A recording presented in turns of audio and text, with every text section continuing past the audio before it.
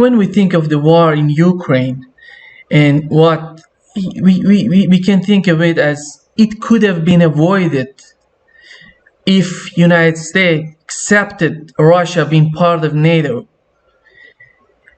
In your opinion, why did the United States decided to continue this animosity toward Russia and not letting them into the NATO? Well, I think it's clear the United States, in retrospect, never wanted to be friends with Russia.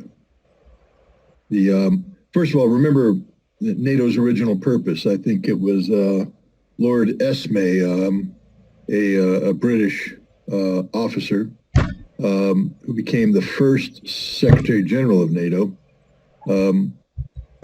He said that the purpose of NATO was to keep the Germans down, keep the Russians out, and keep the Americans in.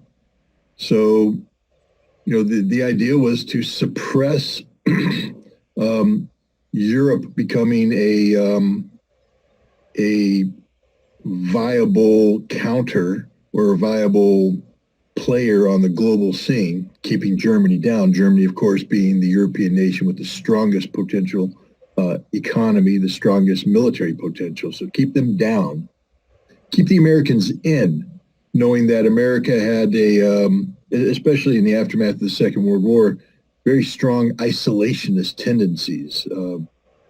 People who study how America got into the war, Second World War, need to understand how difficult it was for President Roosevelt to overcome these isolationist tendencies.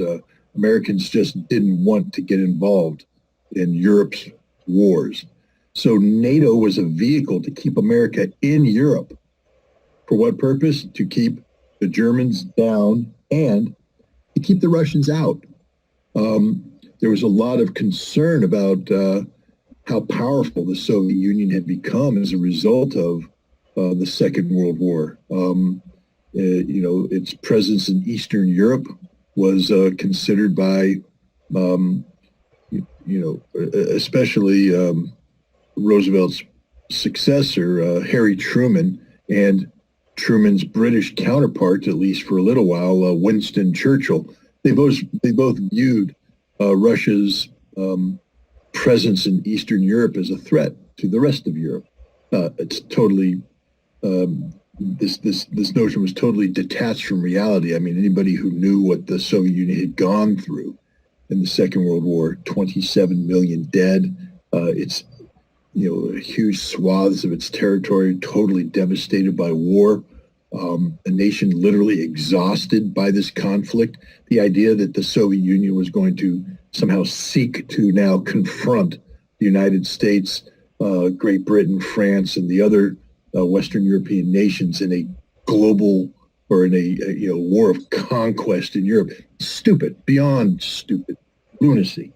But Winston Churchill gave his famous speech in Missouri, the Iron Curtain speech, and George Kennan wrote his long telegram encouraging the containment of the Soviet Union.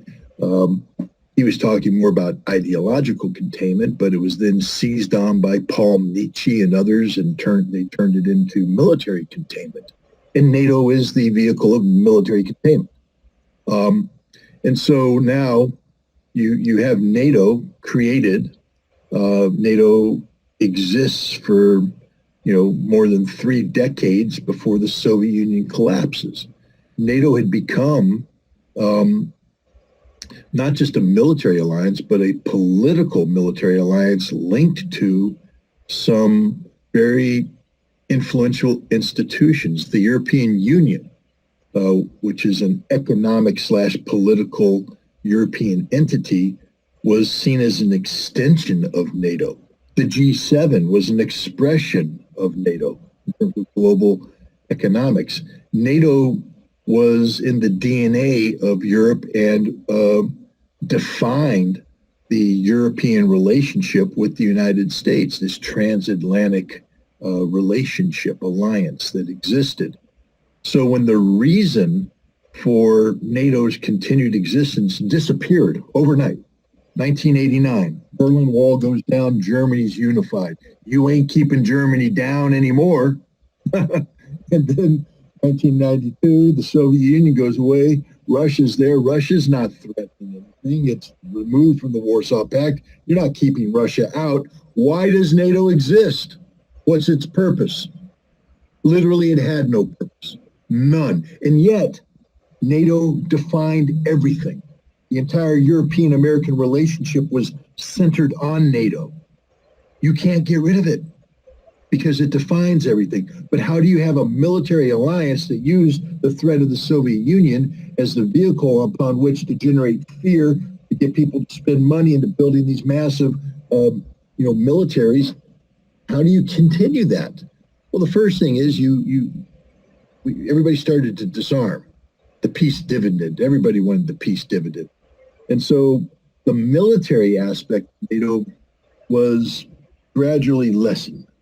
But it's still a military alliance, but it's gradually lessened. It now becomes a military political alliance that seeks to spread democracy, spread the rule of law, to spread the Western European American vision of how the world should operate.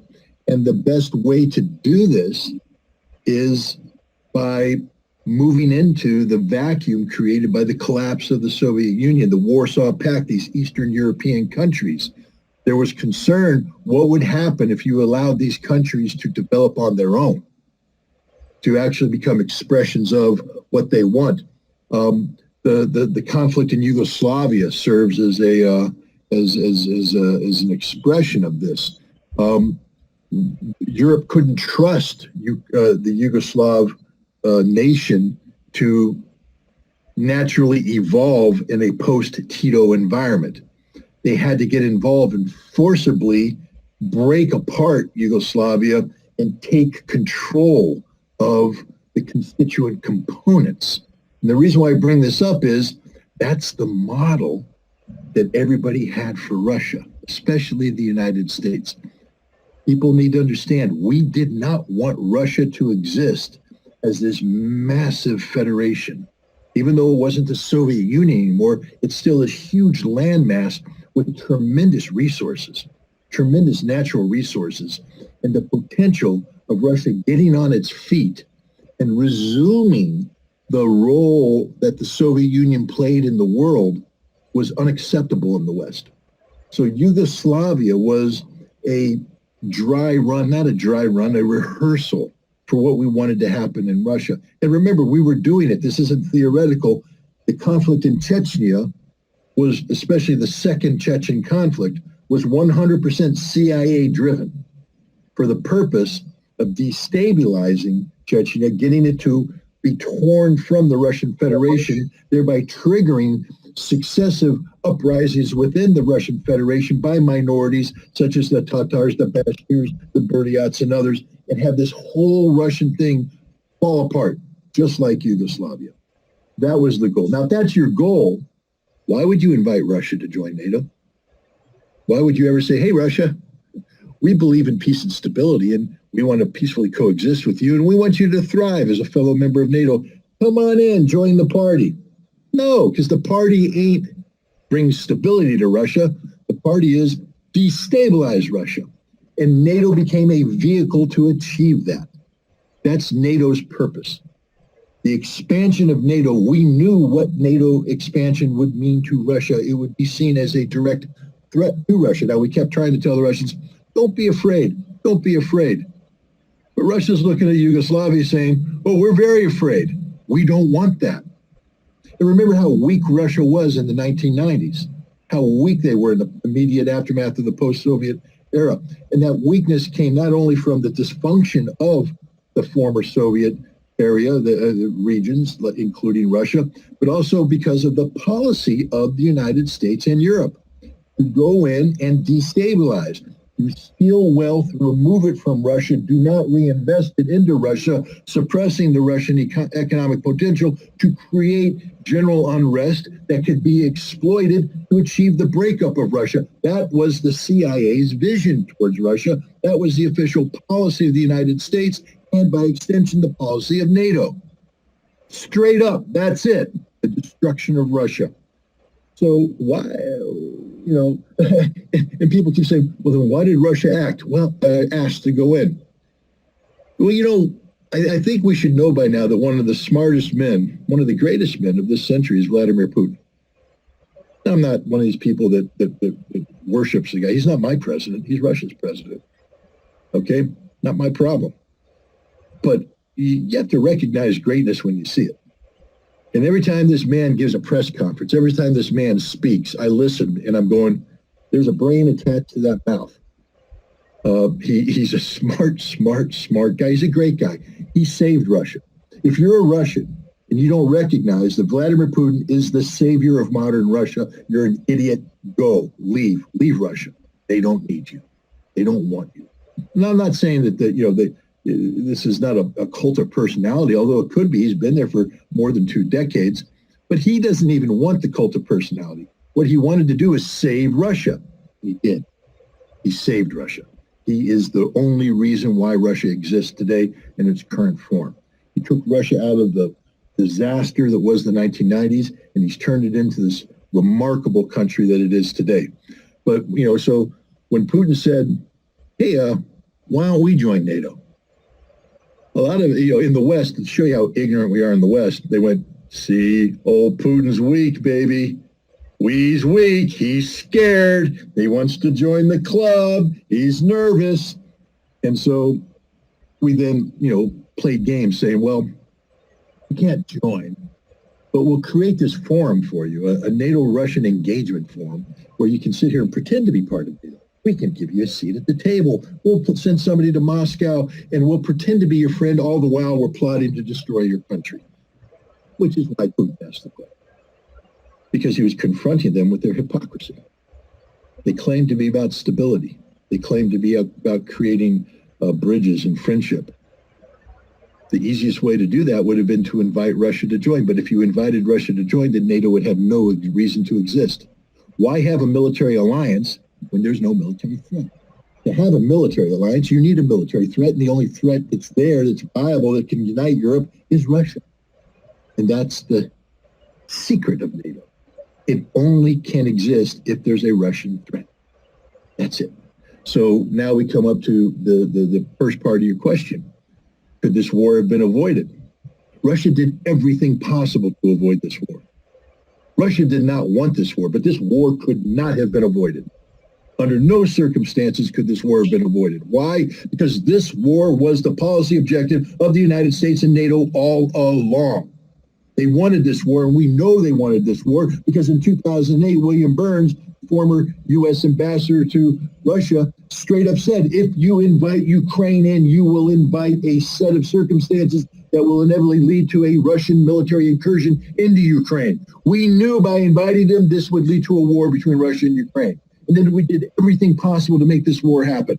We provoked the 2014 coup d'etat in Kiev, removing a constitutionally elected pro-Russian leader, replacing them with neo-Nazi CIA acolytes who had been working with the CIA for decades since the 1940s. We brought them in. We promoted an anti-terrorist operation against Ukraine's own people, the ethnic Russians of the Donbass, of Crimea, anti-terrorist operation. They stopped being viewed by these neo-Nazis as citizens, and they became terrorist criminals. A war was started, a war which Vladimir Putin, the savior of Russia, said in 2005, straight up, I have been tasked with defending the Russian nation, not just the Russian people, the Russian nation. And the Russian nation is defined by ethnic Russians, Russian speakers, Orthodox people, people who have a shared cultural and history with the rest of Russia. Whether you are a Russian, whether you are an Udmurt, whether you are a Bashkir, whether you are a Ukrainian, it doesn't matter. You're part of the Russian nation.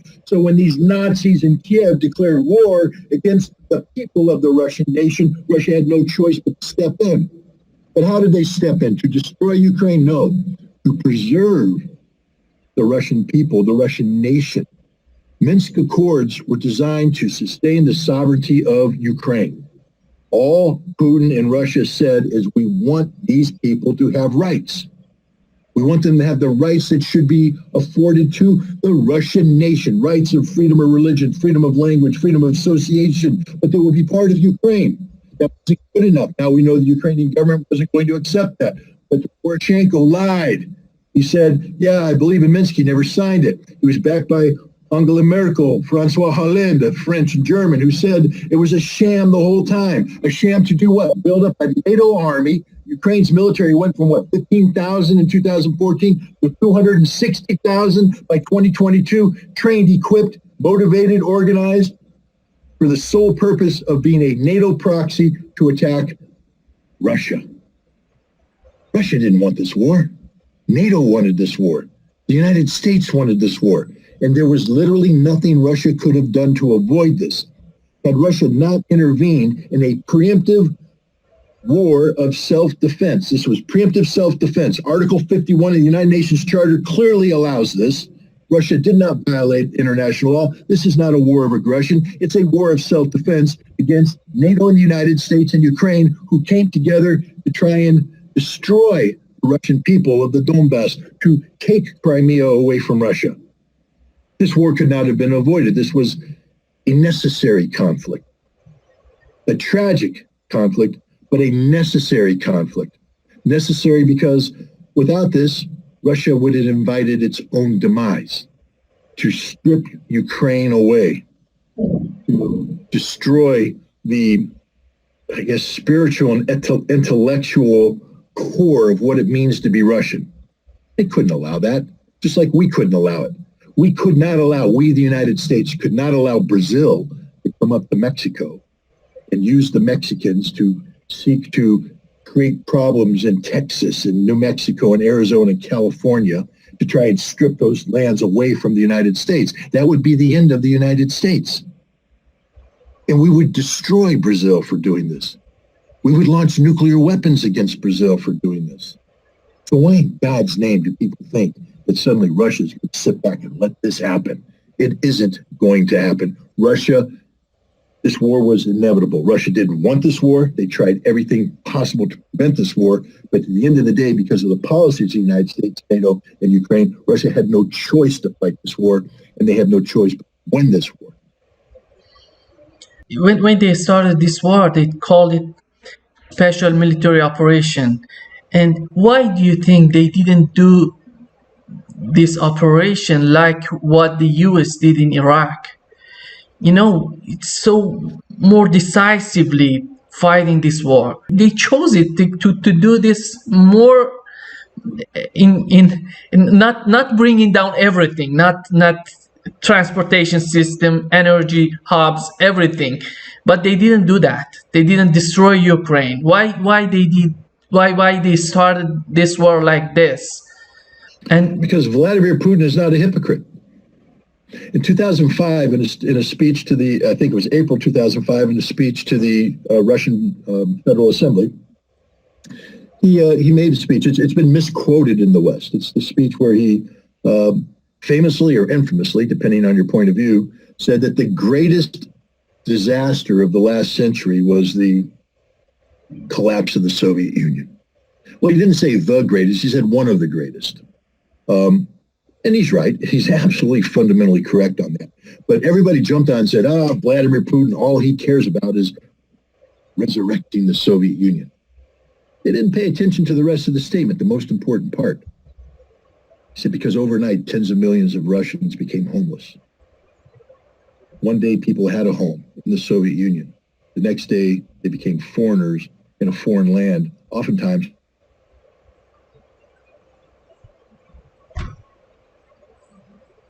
those are my people. Those are the Russian people, and I must protect them.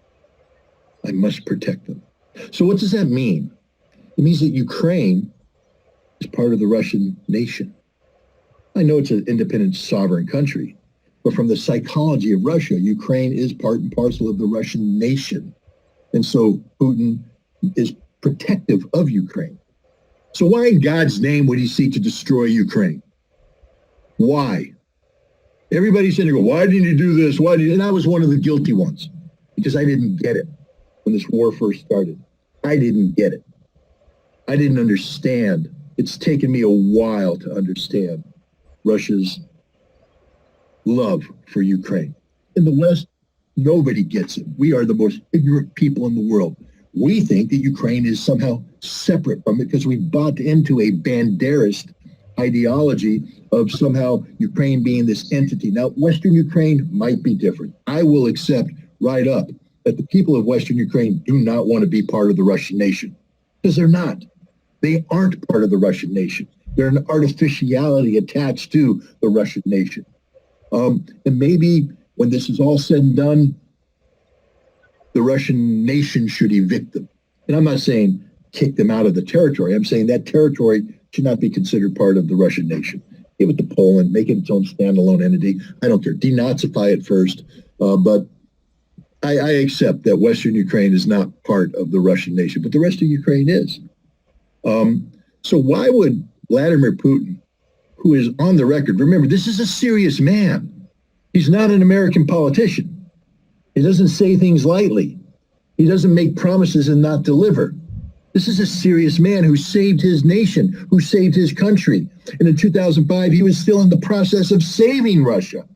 So why would he initiate an operation to deal with a threat that's been created not by Ukraine in isolation, but by the United States and NATO using Western Ukrainian Nazis to poison the mind of the rest of Ukraine?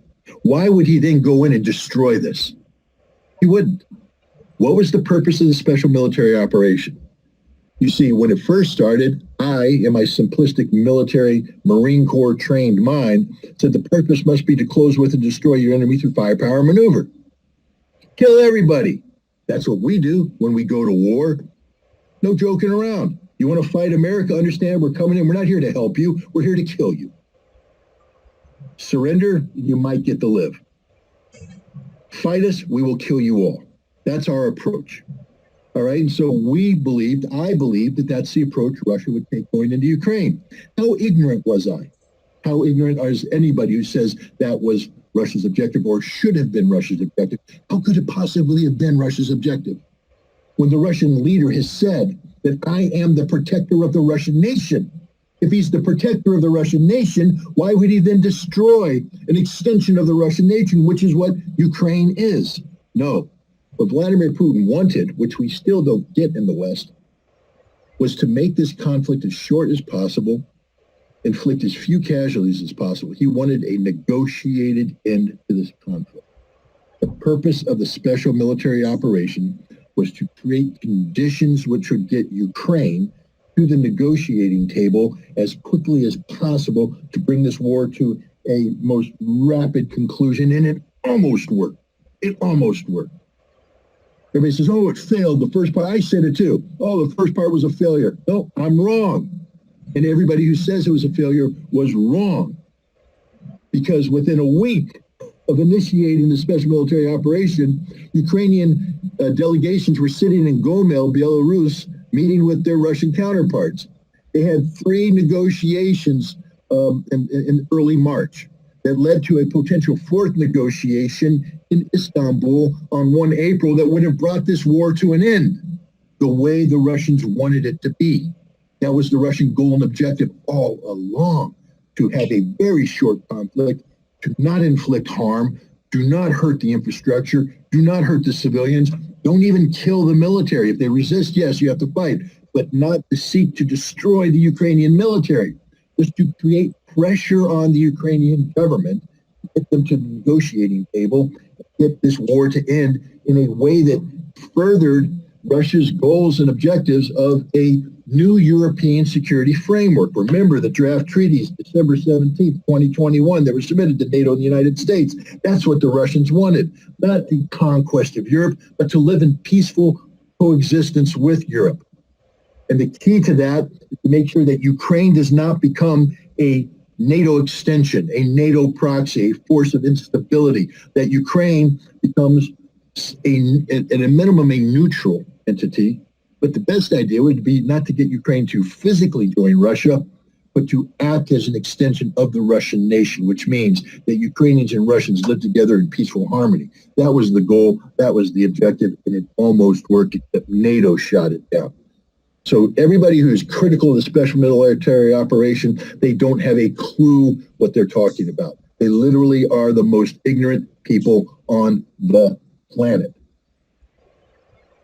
Victoria Nuland said Ukraine can target everything in Crimea, and we see that the head of Zelensky's office, Mikhail Podolyak, if I'm pronouncing it correctly, he said Better than I Ukraine do. has Ukraine has the right to destroy everything in Donbass, in Kherson, in Zaporizhia, in Crimea. You see the rhetoric, it's getting more stronger, it's getting stronger and stronger. And you see Japan is going to send weapons. Today we learned that Japan is gonna ease the regulation to send weapons out of the country. How do you see these escalations that are happening on the battlefield? I don't see NATO backing off. I don't see Russia will not back off. We cannot consider that at all. But how do you see that just prolonging the war would increase this escalation, would increase the risk of a nuclear war? Well, I mean, first of all, let's reflect on Victoria Nuland. She is a senior member of the United States Department of State. She is somebody who, when she speaks, isn't just repeating policy, she's made this policy. She is a policy maker. So think of what she said. She said that Ukraine can use weapons to attack Russia. She's talking the language of war. See, she believes that Ukraine is at war with Russia. When you have the Ukrainian advisor speaking about shelling Crimea, the Donbass, and even Russia, he's speaking not only in terms of war, but a continuation of the anti-terrorist operation. He doesn't view the citizens of Crimea and the Donbass as being Ukrainians. He views them as being Russians, the enemy. So these are people who are speaking the language of war. But let me make it very clear that if Russia was at war with Ukraine, that advisor to the president, Zelensky, wouldn't be alive. Kiev wouldn't exist. No Ukrainian city would exist in its current state. Nothing would exist because Russia would have destroyed it all. That's what you do when you go to war. Russia's still not at war. Russia has had to increase the level of violence brought to bear on the special military, on Ukraine, but it's still a special military operation. If it becomes a war, the world will know it, because not only will Ukraine cease to exist, and I'm not talking about nuclear weapons, I'm talking about conventional military force. The fact that the Ukrainian parliament can still meet in a building that's intact, the fact that the president can still meet in Bankova Street in his presidential palace, the fact that anything continued to happen in Ukraine, the fact that Victoria Nuland can visit Ukraine. Nobody would be allowed to visit Ukraine. Everybody would die who visited Ukraine, because Ukraine would be at war with Russia, major power. And it wouldn't just be Ukraine at war, because by extension now, nations that have been serving as active participants in this conflict would become at war, and Russia would be at war with NATO. Russia would defeat NATO. You say, I don't see NATO backing down. Really? I see NATO backing down. Not politically, because politicians always sit behind a desk far removed from the threat and talk. But where is the NATO military? Where is the NATO equipment? Why do they have to go to Japan to get military assistance? Ask yourself that question.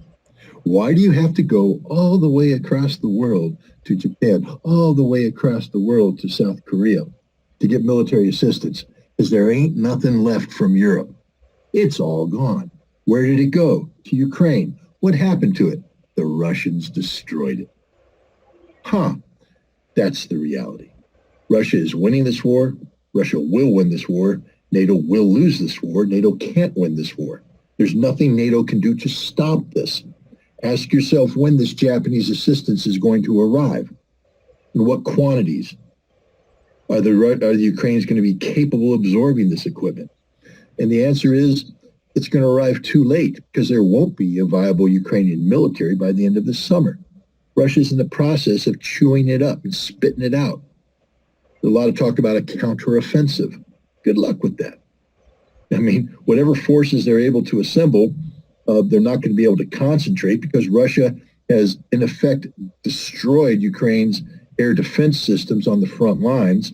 That means that Russian aircraft can operate with near impunity, and Russian intelligence is good enough to pick up concentration of forces. They're no longer protected by air defense. They will be destroyed piecemeal before they even get a chance to launch an attack. But if they are going to be able to close with the Russian lines, they're going to need massive quantities of artillery support to suppress the Russian defenses, but they don't have artillery ammunition anymore. They've burned it all out. So you have no air defense, no artillery, and what, you're going to take these tanks that you've received from the West with poorly trained crews, and you're going up against a defense in depth by the Russians, fully supported by the totality of Russian firepower? No, isn't going to happen. The Ukrainians, if they try it, they're going to die.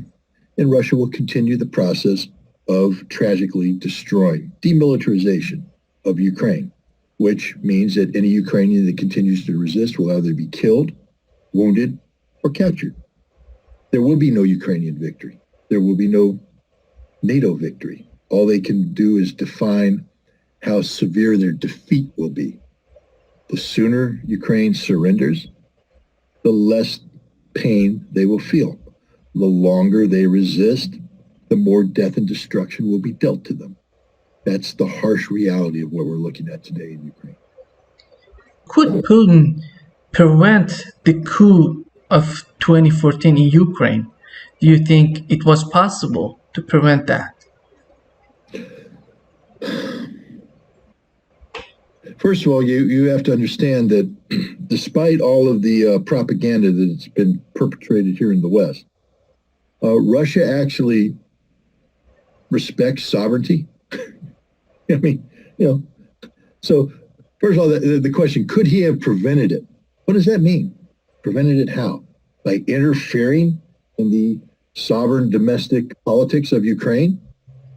Look, Russia has interest in Ukraine. Let's not pretend that Russian intelligence isn't involved, isn't insinuated, isn't collecting data, and maybe even influencing stuff.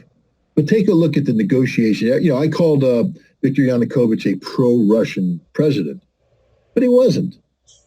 He wasn't anti-Russian, but he wanted to join the EU.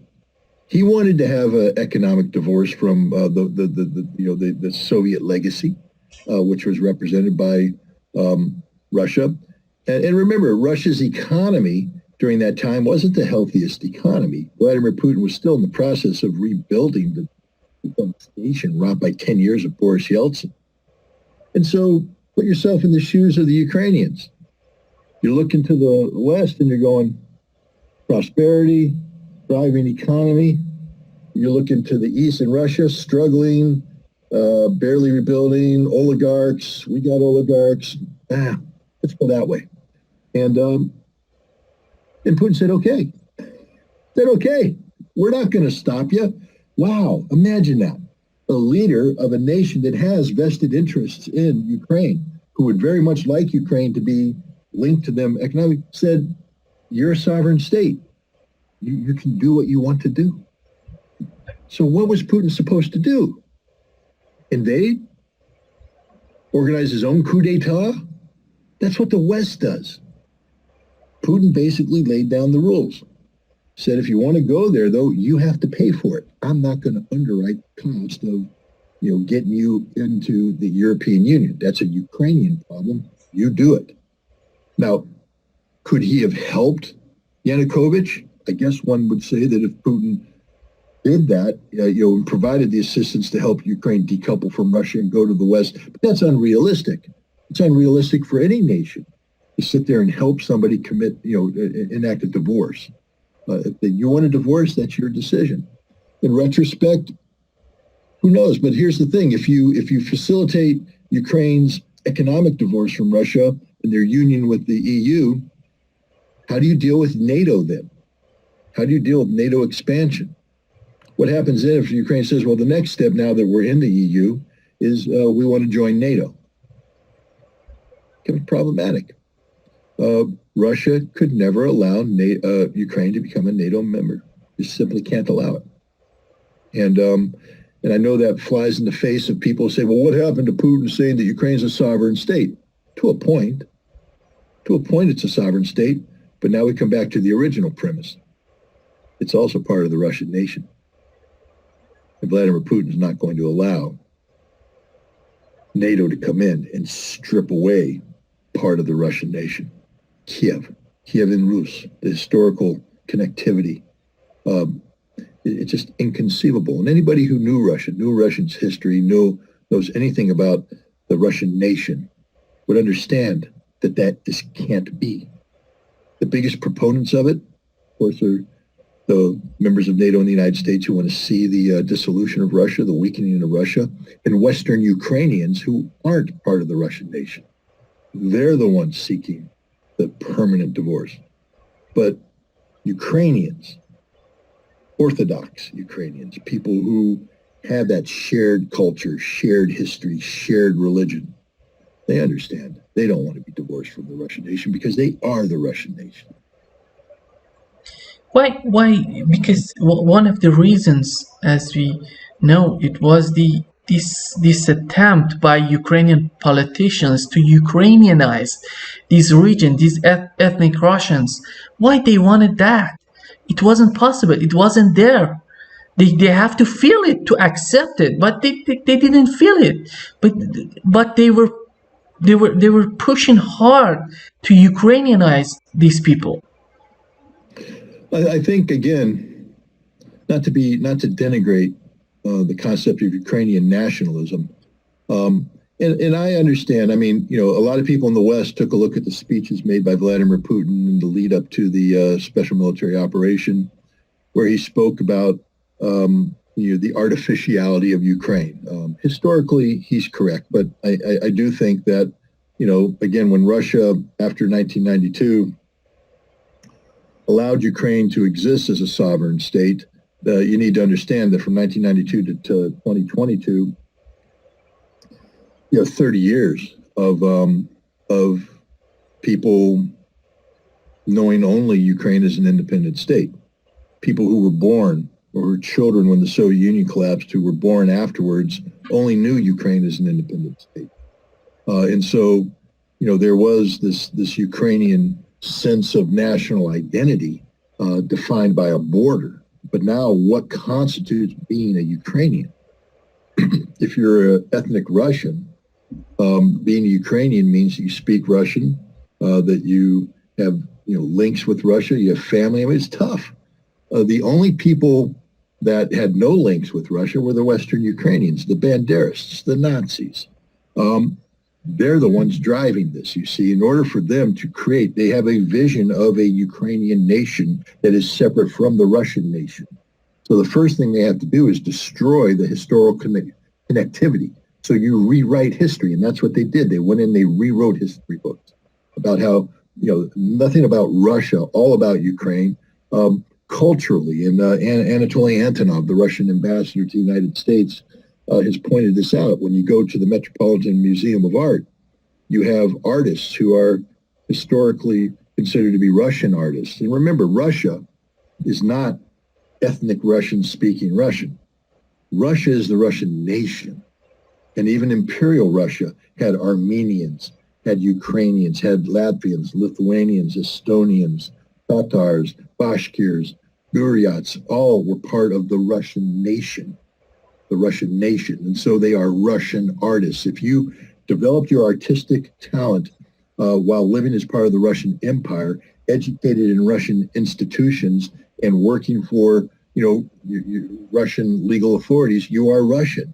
But what the Ukrainians now have done is said because somebody was from this area or, was raised in this area, that today is part of Ukraine, they are Ukrainian artists. But remember, there was no Ukraine during that time. There was no sense of Ukrainian national identity. Ukraine had played no role whatsoever in developing the artistic genius of these people. But what Ukraine has done to come in and culturally stolen Russia's cultural history, artistic history, to make it their own. so they can create this artificiality called Ukraine.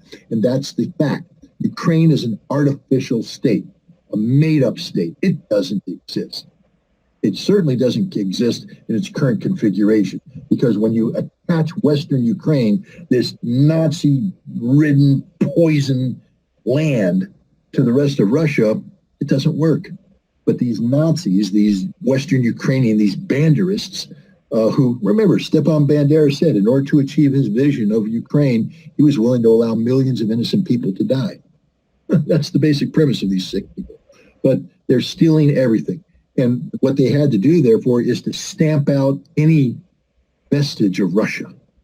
So you attack the language, you outlaw the language, you take down the statues to forget that Odessa is the city of Catherine the Great, created by Catherine the Great, because it's a Russian city, not a Ukrainian city. But in order to rename it, they have to bring down her statue, so they took it down. They're taking down the statues of Russian poets, Russian artists, Russian generals, Soviets who liberated them from the Nazis, because the Banderists are Nazis. Therefore, they view the Soviets as the enemy. Think about it. Think about it, people. The people that we're defending were the allies of the Nazis. And today what they're doing is erasing any vestige of the fact that they served side by side with the Nazis against the Red Army. So they're eliminating the memorials to the Red Army so that they can preserve their alliance to the Nazis. They parade wearing Nazi uniforms. This is sick. This is a sickness. This is a disease. And part of the disease is a desire to erase Russia as having any vestige, but it's not going to work, because you can't erase a people. You can't erase a language. You can't erase the culture. You can't erase the history.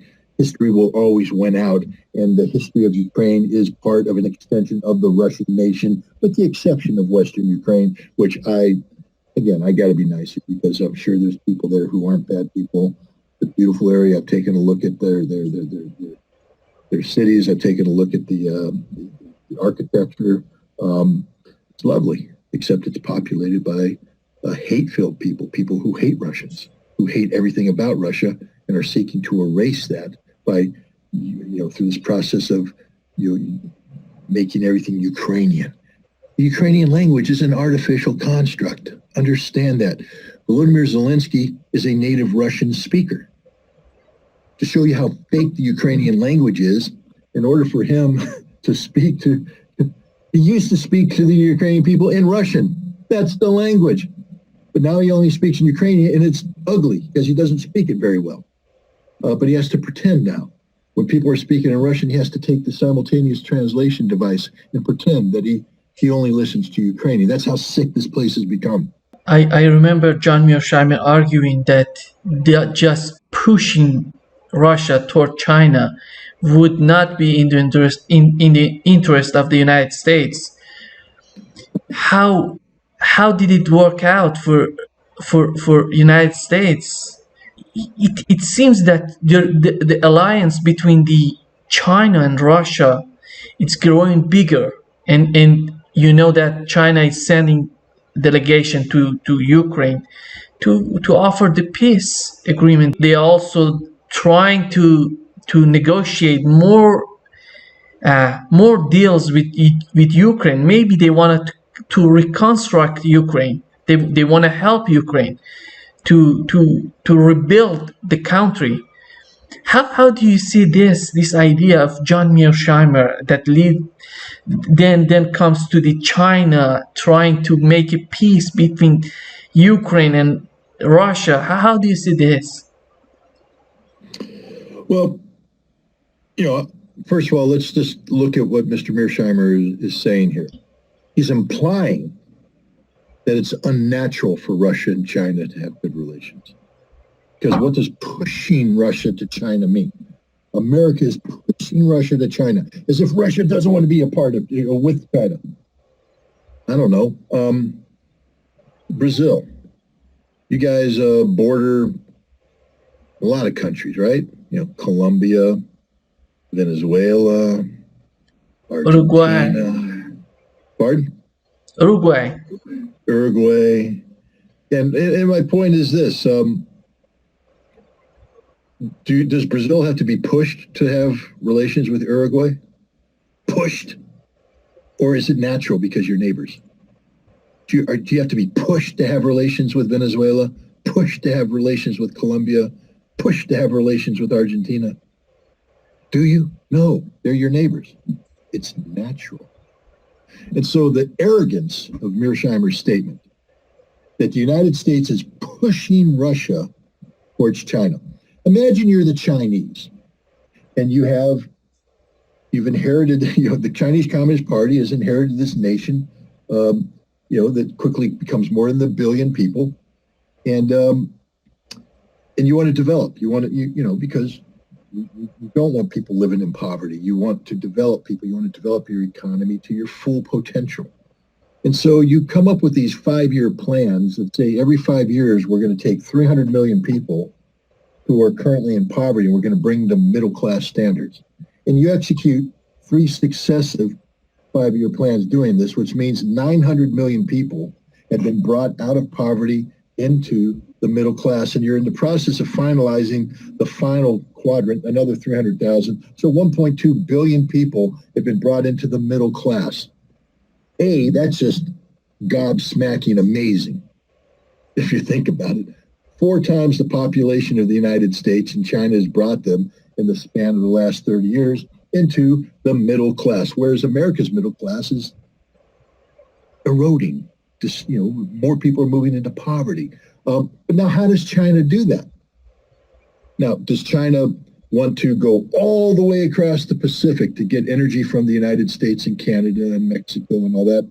Or do they look to their neighbor to the north and say, we'd like that energy to come in this direction? Do they have to be pushed to do that, or is that natural? And the answer is, it's natural. It's natural. Now, there is some concern in Russia, given the fact that China is so big, it has so many people, and that in the Far East, it's very thinly populated, that, there's a lot of fear, and I think it's more racially driven than it is practically driven, that China will seek to move into this vacuum and all that stuff. I hear that all the time, but there's a lot of racism involved in that. I think it's a fear of ethnic Russians fearing, ethnic Chinese coming in and I don't think there's that much truth to that. I think that Russia and China are nations that, especially China, that endorses the Westphalian principles of non-intervention in foreign lands. The Chinese are not hypocrites.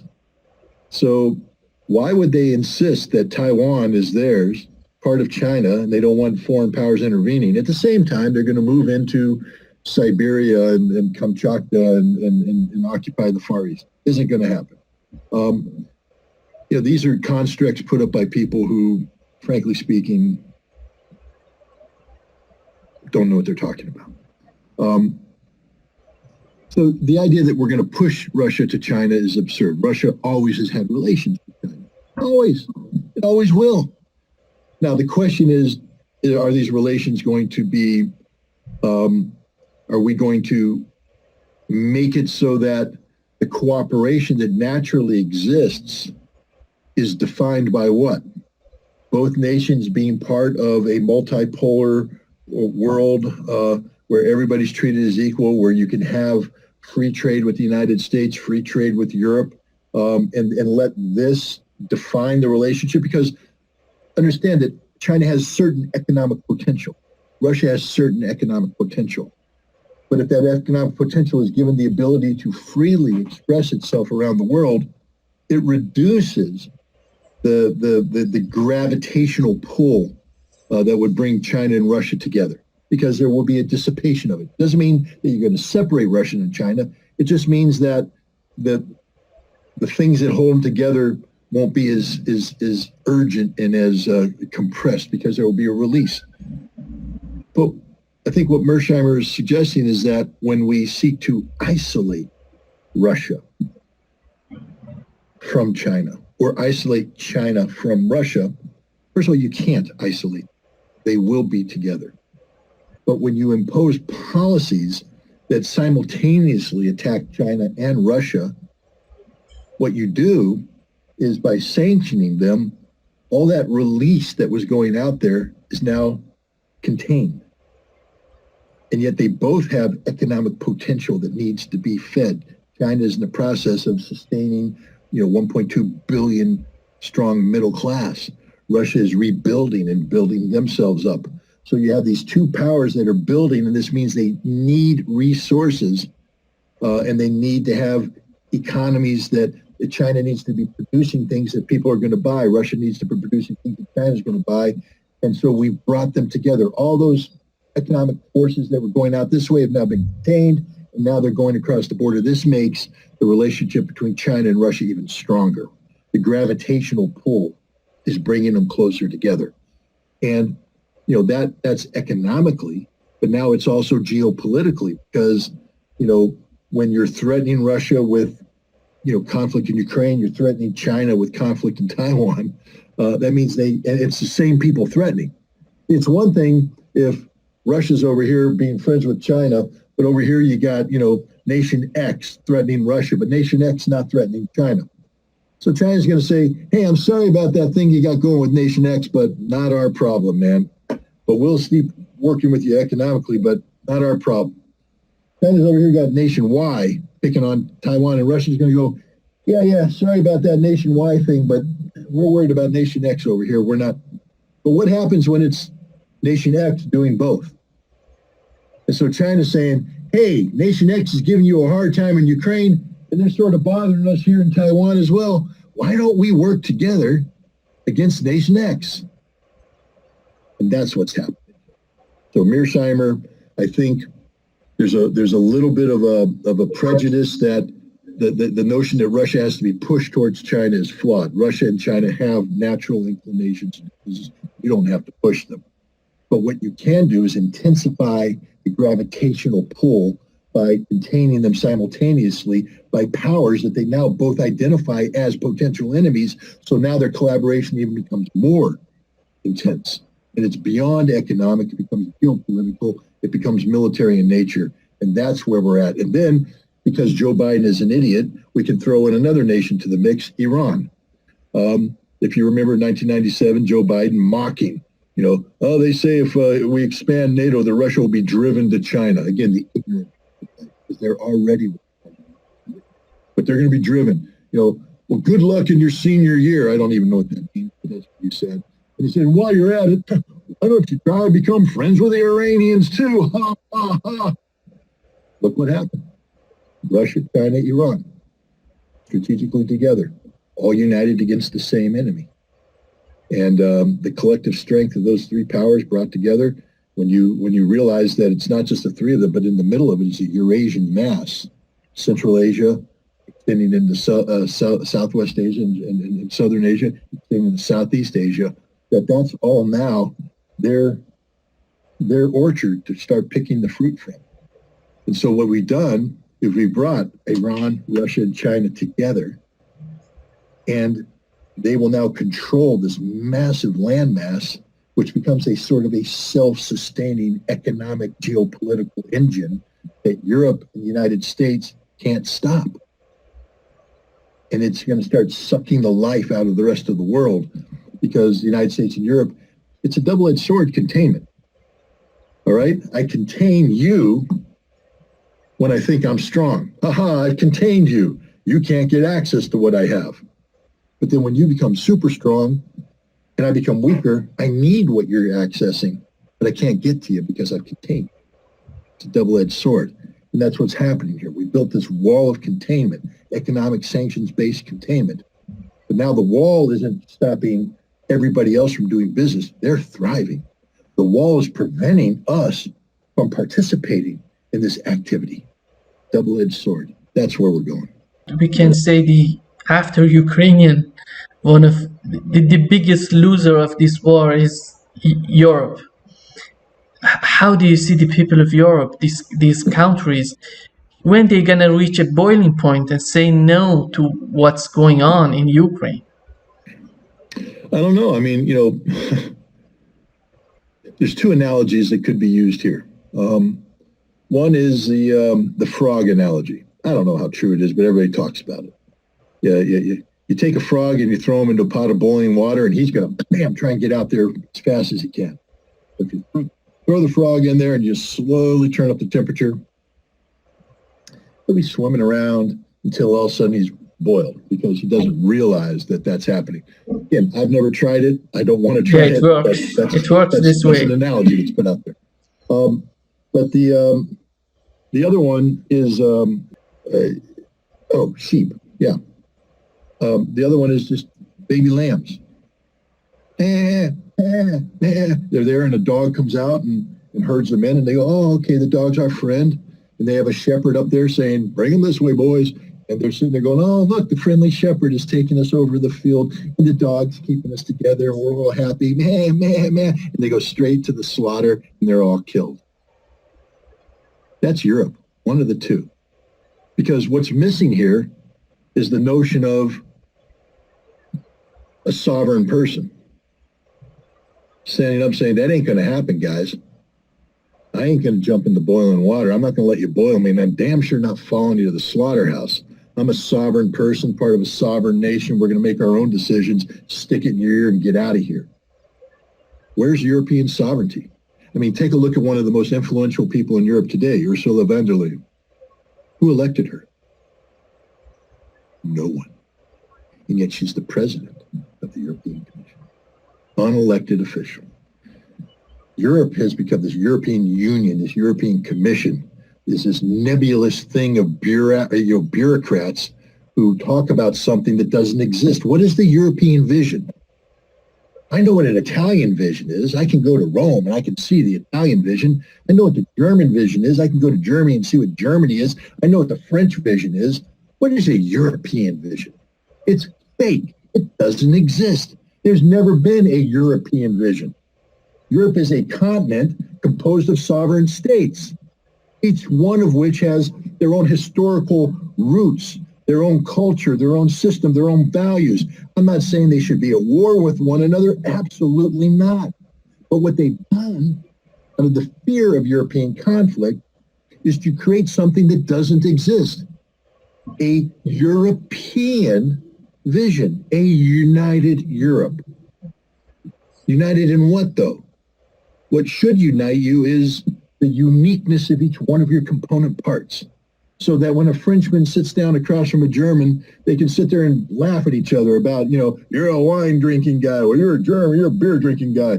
Whatever. I'm being super racist right now, and I apologize. I'm trying to have humor here. But my point is, they're different. A German is different from a Frenchman. A Frenchman is different from an Italian. A Spaniard is different from everybody. And yet you're trying to pretend that they're not different. So they've erased all these things, and they've created something that doesn't exist. And as a result, you have generations of people growing up in Europe that forgot what it meant to be German, who forgot what it meant to be Italian, who forgot what it meant to be Frenchman.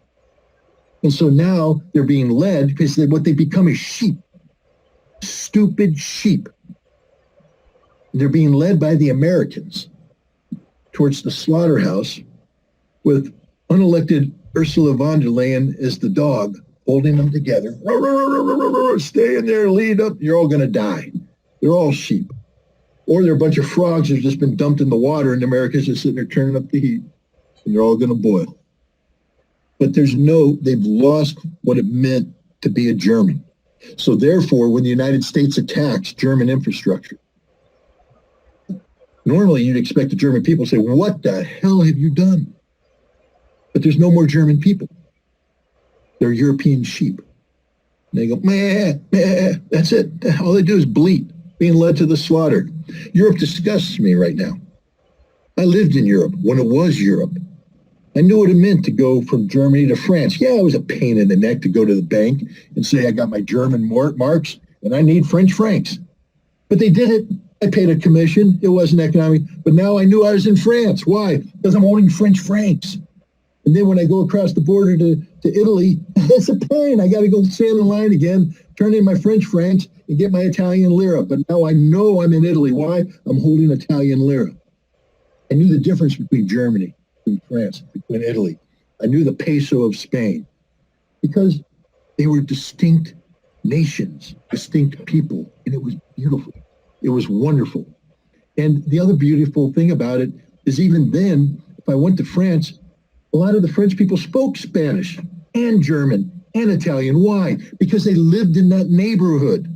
You needed to speak those languages, but you didn't need to become this fake thing called European. There's no such thing as a European citizen. There is no such thing as a European citizen. It can't exist. And yet they've tried to create that. And that's the problem. You say, when are they going to wake up? How can you awake something that doesn't exist? Awaken what? European national identity? There is no European nation. How do you awaken German national identity when you've erased it? I mean, Germany is a fundamentally broken continent. And that's where we're at today. And that's something the United States always wanted. We always wanted that. A weak Europe doing our bidding. We love it when we're the shepherd and we can lead Europe around. We love it that way. That's why the sabotage of Nord Stream pipeline happened. Yeah, and nobody's talking about it. Why? Because sheep can't talk. All they can do is bleat, meh, as you lead them to the slaughter. How do you see the last question here? How do you see what would be the solution to this war in Ukraine? Do you see peace talks or the complete defeat of Ukraine? Complete defeat of Ukraine. First of all, again, look, my whole thing is being honest, so I'm going to be honest. Ukraine doesn't have a right to exist anymore as a nation state. It's lost that right. It forfeited it. I'm sorry. It was always a fake state. I'm very sympathetic to the arguments made by the Russians in the lead up to the special military operation that talked about Ukraine being an artificial construct. I'm sympathetic to, the role played by Lenin in artificially promoting the concept of nations where no nations existed. That was part of the communist policy of nation building to create the Soviet Union. I'm sympathetic to the argument made about, Khrushchev attaching, Crimea in an artificial manner. The post-war, decisions made by Stalin to attach this, to attach that. It's a Frankenstein nation, a Frankenstein nation. And like the monster Frankenstein, it may look like a human, but it ain't human. And at the end of the day, it's got to be destroyed. Ukraine is a fundamentally poisoned country. What makes it more poison than anything else is Western Ukraine. These people are incompatible with the Russian nation. They don't belong as part of the Russian nation. But here's the problem. They're poisoned. Literally, these are people who have been poisoned for decades by the ideology of Stepan Bandera. They could have been saved had there been complete denazification in the post-war environment. But Khrushchev brought an end to that. Again, the West doesn't understand what happened between 1945 and 1954, when the CIA continued to fund money using German Gehlen organization, which had close links to these Banderas because of their complicity with the Germans during the slaughter of Jews, the slaughter of Poles, the slaughter of Russians. And they continued to receive money and training from the CIA, from the British, from the Germans to continue a struggle that from 1944 to 1945 cost hundreds of thousands of lives. Hundreds of thousands of people were killed in a war that never ended until 1954, when the survivors either fled or taken prisoner and sent to the Gulag. In the Gulag, they should have been denazified or died. I'm sorry. If you're a Nazi, there ain't no sympathy here. The best thing to happen for a Nazi is for you to decide to put a bullet in your head and end your life. If you don't want to, I'll be glad to put a bullet in your head. But if we decide that you want to live, then you're going to rot in a prison until we can re-educate you. And I don't know if that's possible with true believers. But they sent these people off. Two things. One, the people that fled were given safe haven in Canada, the United States, in Great Britain, in Australia. Safe haven, where they built camps and they started to poison the minds of the next generation of Western Ukrainians, the Banderists. They exist here. Right here in New York. They call themselves Banderists. They're proud of it. They parade with this damn photograph. They light torches. They wear the Nazi uniform. And we say it's wonderful because we call them Ukrainian. They're not Ukrainians. They're Nazis. End of story. Done. But they live now. They thrive. And they send all this money back. And they create this ideological base. You see, Western Ukrainian national identity doesn't exist on the Russian national thing. It exists in diaspora. diaspora, and the diaspora feeds this poison. But again, they were stripped. They either fled, they went to prison. What's left? A vacuum. But then Khrushchev in 1956, only 3 years after these bastards were sent to prison for 25 years, they should have rotted and died in the gulag. But no, Khrushchev opens the doors, calls them political prisoners, frees them, and they come back and they insinuate themselves over the course of the next decades into Ukrainian society, Ukrainian government, with the backing of the CIA. The CIA funded the Banderas operating in Ukraine from 1954, when they stopped the military operations, up until 1990. And even after that, the CIA maintained their links so that in 2014, this was a CIA orchestrated, controlled coup done. These people exist. They can't exist. I'm sorry. So Russia needs to win this war. Look, when you have a disease, and Western Ukraine is a disease. It's a diseased part of Europe, an absolute diseased part of Europe. What do you do about it? Pretend it doesn't exist? No, it exists. It has to be excised. You have to cure the disease. How do we do that? The first thing is get rid of the host. Ukraine can't exist when this is done. I'm on Team Medvedev right now. That's a saying. There's an old movie about vampires here in the United States. You're either team vampire, you're team werewolf. So I'm team werewolf here, Medvedev. And he straight up said, can't exist anymore. I didn't used to believe in that. I didn't want to believe in that. It sort of went against my grain. But when I take a look at how far down the path NATO has taken Ukraine, because this is the fault of NATO. NATO made this decision. The United States made this decision, but we have taken it so far. How do you come back?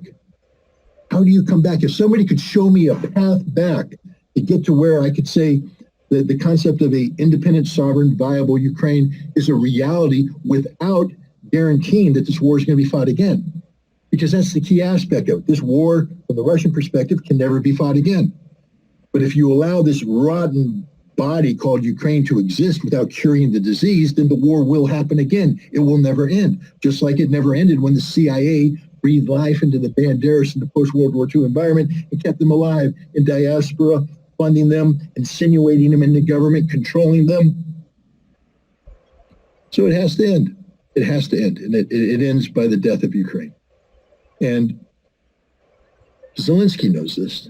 That's why he refuses to negotiate a surrender. Zelensky's bought into Team America. And he's going to receive this aid up until the very end. And then he's going to flee. That's what he thinks is going to happen. He's the most corrupt man and one of the most corrupt men in the world. In addition to the 300 plus million that he stole from Ukraine prior to the war, according to Seymour Hersh, he's come up with a scheme to take another 400 million. That's just Zelensky alone by himself. So I'm sure he has properties. People talk about properties in Miami and elsewhere that he'll flee to if he's given the chance. And that's okay. He can go rot in exile. But the future of Ukraine will not be Volodymyr Zelensky. His government will be erased, annihilated. People who support it will have to be re-educated or killed or sent into diaspora. But whatever comes out of this war, this is just a harsh, realistic appraisal. Whatever happens at the end of this war, the poison that is modern Ukraine cannot be allowed to exist, or else this war will just continue. And I think, again, unfortunately, and I say unfortunately because I'm somebody who is prone to extreme conclusions. They're rational, but they're extreme. I'm not a middle ground kind of person, but I like middle ground people. I really do, because it's sort of the middle ground is how you get out of conflict. My approach, a lot of conflict. So I like the middle ground. I want the middle ground. You know who could provide the middle ground? Europeans could, but not Europe. Forget Europe. Europeans, French, Germans, Italians, they could provide the middle ground by articulating common sense approaches towards dealing with Ukraine, dealing with Russia, etc. But they don't exist. They have forfeited the policy formulation to the United States. And the United States is all about the destruction of Russia. And the United States has never been about the preservation of a truly sovereign Ukraine. Ukraine was always a tool, never a nation. Ukraine was always a weapon, never a people. And so we've allowed, in order to weaponize this tool, the United States has allowed the people in the nation of Ukraine to be destroyed. And they are fundamentally destroyed today. We've taken a Frankenstein that could have been turned into a human maybe, and we've just turned it into a monster. And that monster must die. And I think the Russians are getting there. I mean, look, the Russian people, they didn't want this war. I think everybody should understand, even when Putin started the special military operation, it wasn't fully understood. A lot of Russians listened to his speech, in which he explained it, and went, nah, I don't want this, boss. We don't want this. I think you could have easily said that 60, 70% of the Russians were not on board with a special military operation when it first happened. That doesn't mean they were anti-Putin, but it means they were uncomfortable about this war. It just wasn't their thrill factor. They didn't want to do this. It just wasn't there. But if you've taken a look what's happened in Russia, they have gradually come to a realization that Ukraine is just a poison state. It is a poison state. They can't be part of the Russian nation as it's currently configured. And yet it is part of the Russian nation. Therefore, you must cleanse the poison, free the disease. They've also come to recognize, as Vladimir Putin did early on, that this isn't about Russia versus Ukraine. This is about Russia versus the West, versus NATO, versus the United States. This is an existential struggle for Russian national survival. And so when you have that realization, when you're suddenly confronted with the fact that this war was designed to kill you, that's a harsh reality. It went from being, man, why are we doing this? What are we doing this? To, holy cow, these guys are trying to kill us. Therefore, we have to destroy them. We have to defeat them. So there's a growing recognition in Russia that Ukraine can no longer exist. Europe is going to reach that conclusion, because I think Europe is recognizing that the United States has created poison. And for Europe to allow this poison to leak into every aspect of it, to poison their politics, their economy, everything, create the potential perpetual conflict, which is all Ukraine is. Think about it. If you want to have a Ukraine continued in the vision of Volodymyr Zelensky, you're talking about perpetual war, a never-ending war. There will never be peace, ever be peace. Perpetual conflict. Does Europe want perpetual war? The answer is no. And so eventually Europe is going to say, goodbye, Ukraine. It was nice knowing you, but we're not going to sit back and save you. There's nothing to save here. You're poison, you're cancer, you must be excised, etc. Which leaves the United States. And the United States has shown throughout history, again, when we say we support somebody, we don't. It's just a statement of fact. We're not your friends. We don't like you. We don't want to like you. We only want to use you. We want to use you to promote what's good for America.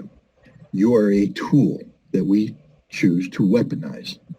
But what happens when you lose a battle? You drop the tool and you leave.